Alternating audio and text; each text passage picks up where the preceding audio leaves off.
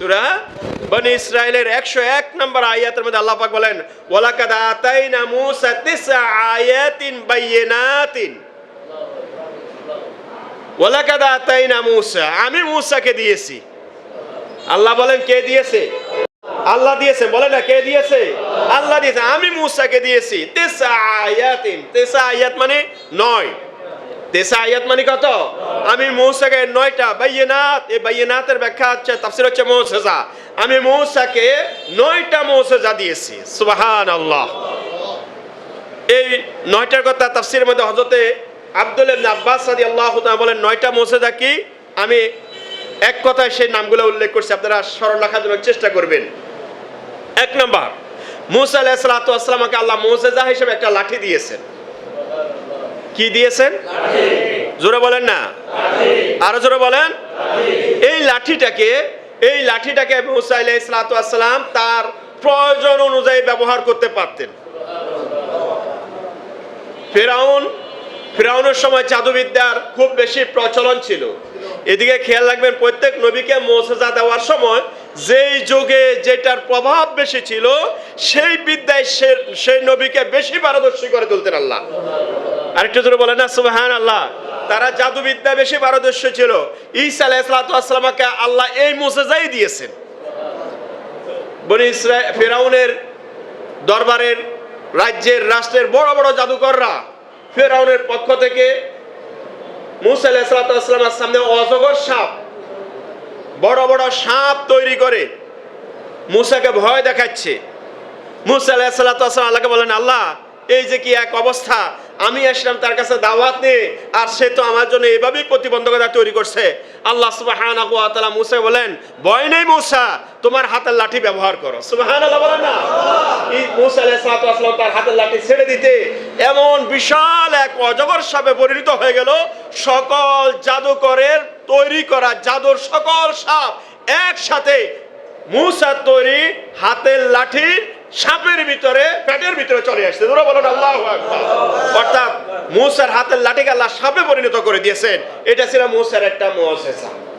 2 number, Musa আলাইহিস সালামের আরেকটা অন্যতম মুজিজা ছিল অন্ধকার রাত। মূসা আলাইহিস সালাম বগল উঠালে, হাত উঠালে তার বগল থেকে সার্চ লাইট যেরকম আলো বের হয়। সুবহানাল্লাহ, আসতে হচ্ছে তো সবাইকে আমার দিকে আছেন? এইভাবে বগলটা উঠেছে। কি উঠেছে?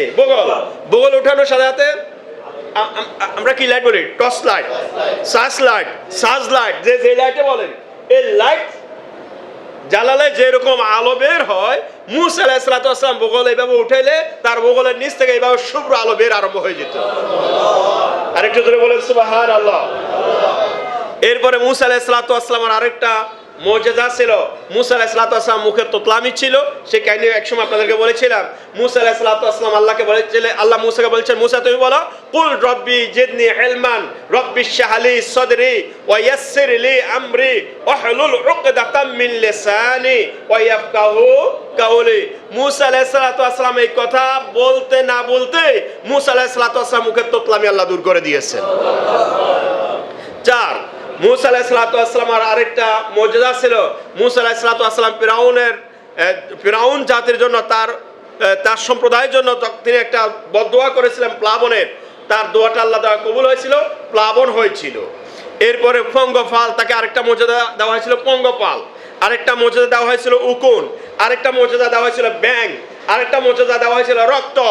অবশেষে সর্বশেষ মূসাকে যে মুজিজা দেওয়া হয়েছে, মূসা আলাইহিস সালামকে ফিরাউন যখন দৌড়াতে আরম্ভ করলো, মূসা আলাইহিস সালাম নীল নদের কাছে গেলেন, আর তার হাতের ওই সেই লাঠি, তিনি লাঠি নিক্ষেপ করার সাথে আল্লাহ সুবহানাহু ওয়া তাআলা নীল নদের মাঝখানে মূসা আলাইহিস সালামের জন্য একটা সরু সুন্দর রাজপথ তৈরি করে দিয়েছেন।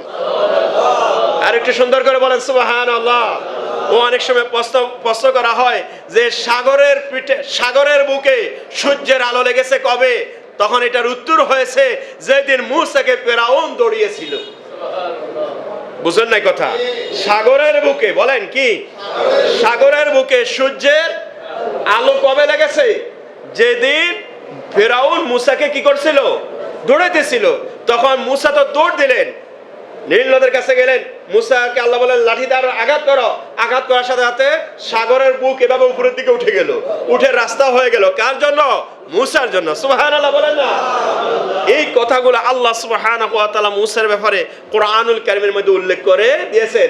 এই সব মুআজিজা অস্বীকার করার কোনো সুযোগ নাই।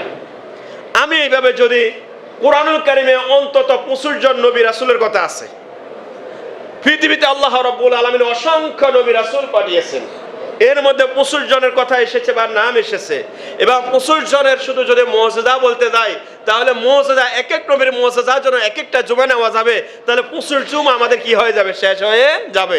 কিন্তু আমি প্রায় সময় এরকম বড় বড় বিষয়বস্তু নেই, এই বিষয়ে এত বড় বিষয় নিলাম না। আপনাদেরকে মুক্তাসার শুধু মুসা এবং ঈসার মুআজিজার কথা বলে এখন আপনাদেরকে আমি নিয়ে যেতে চাচ্ছি আমার মূল থিম, যেটা আমি সেখানে নিতে চাচ্ছি।